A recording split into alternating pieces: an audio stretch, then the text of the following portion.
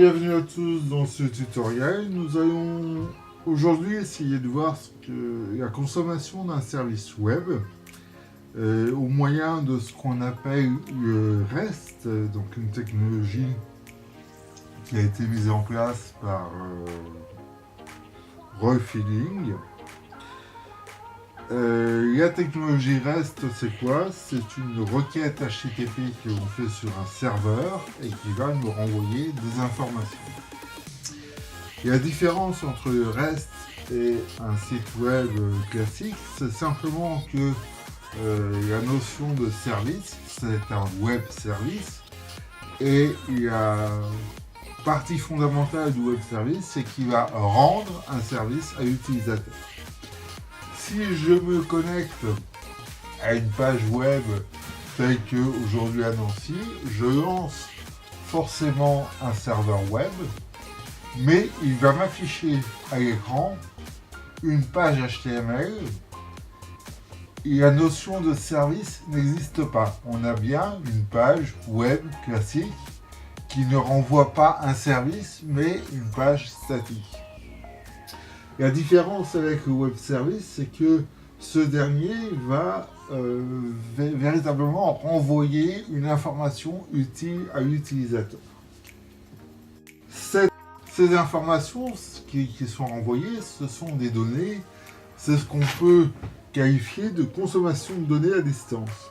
Alors, nous allons voir trois premières choses, c'est quelles informations nous mettons à disposition, comment ces informations sont-elles financées, et troisièmement, quelle différence y a-t-il avec un web service? Donc, j'ai commencé à vous dire, le web service, contrairement à une page web, renvoie une information que l'on demande.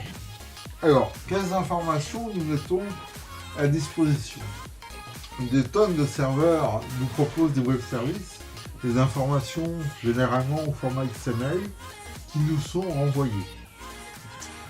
Il existe des annuaires de services qui nous envoient des infos, vidéos.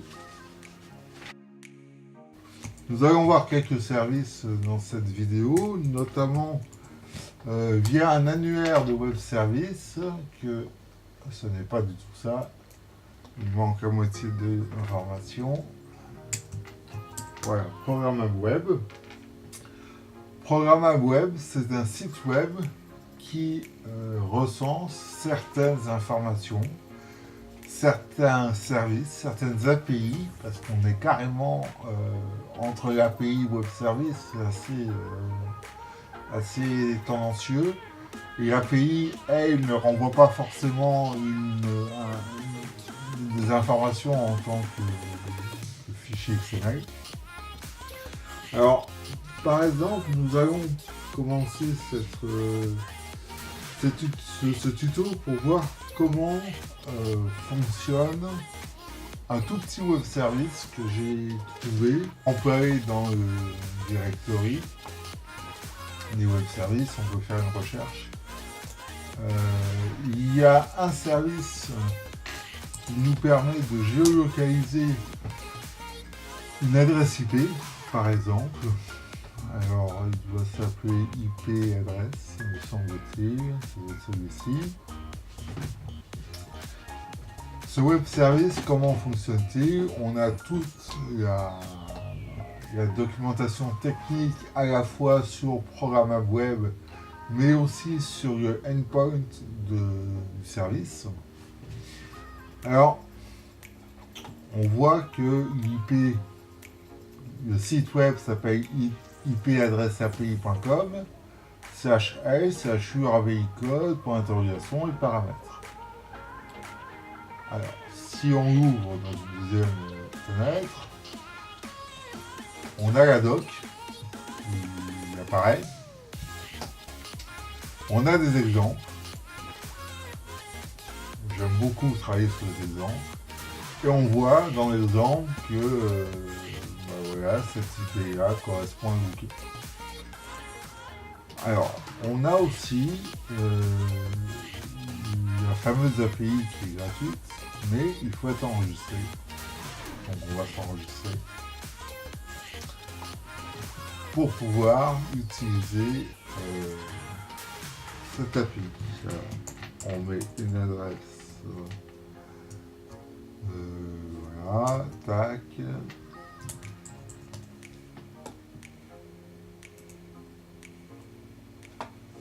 Et je vais recevoir rien du tout parce qu'en plus il me l'affiche, c'est parfait. On va se connecter.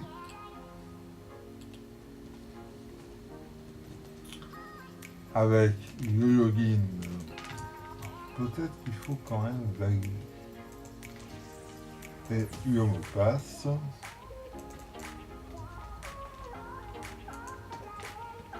Je me connecte.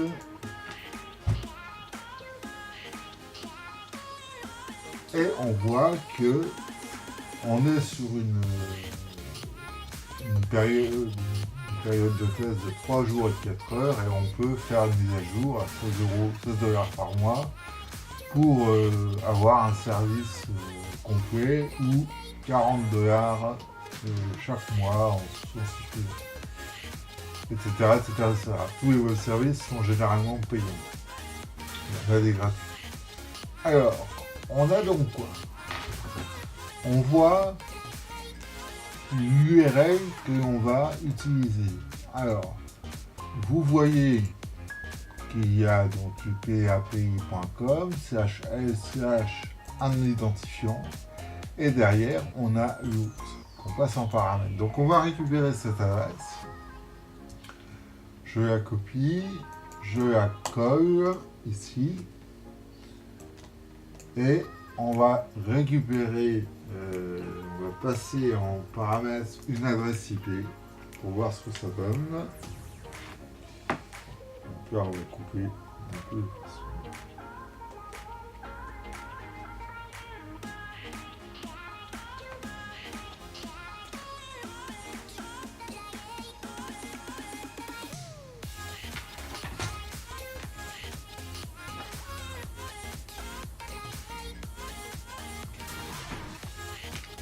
Donc, on va mettre une IP.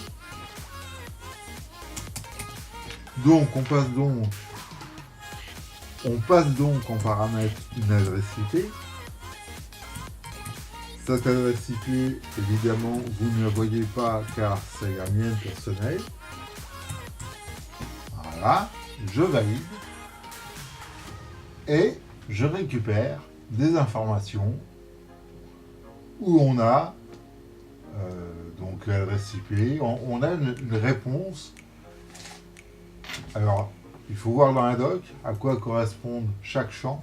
Donc c'est toujours pareil, il faut bien faire attention à ce que renvoie la documentation. Alors, API usage, et on a ici, vous voyez, toute la structure renvoyée. Vous remarquerez que dans notre cas, l'IP utilisé est renvoyé au format CSV, avec des séparateurs et des virgules.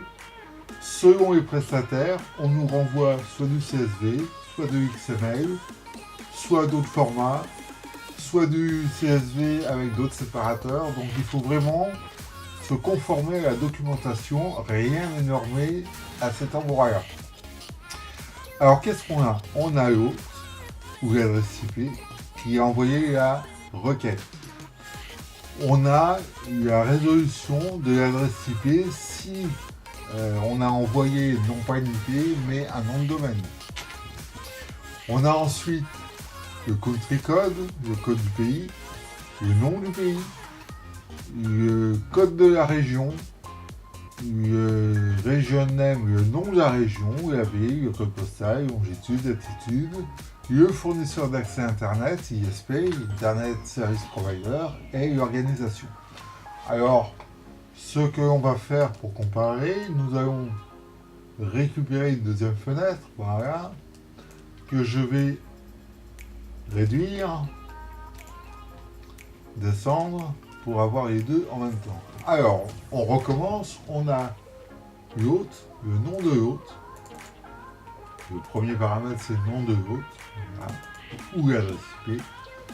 L'adresse IP résolue. Ensuite, le code pays FR. Le nom du pays, quatrième résultat, France. Le code de la région en ISO 31662, donc là B2. Le nom de la région, et oui, je suis Lorrain. Et la ville, Jarry à Magrand. City, c'est le code postal. Je rate un paramètre, on va après, le code postal. La longitude, la latitude, mon fournisseur d'accès Internet et l'organisation du fournisseur d'accès Internet. Vous aurez remarqué que dans ma vidéo, j'ai raté un élément. Je pense que vous aurez quand même compris le principe. Comme vous voyez, on a donc une information en CSV. Nous verrons dans une prochaine vidéo comment faire, notamment avec le langage PHP, pour pouvoir traiter cette information-là.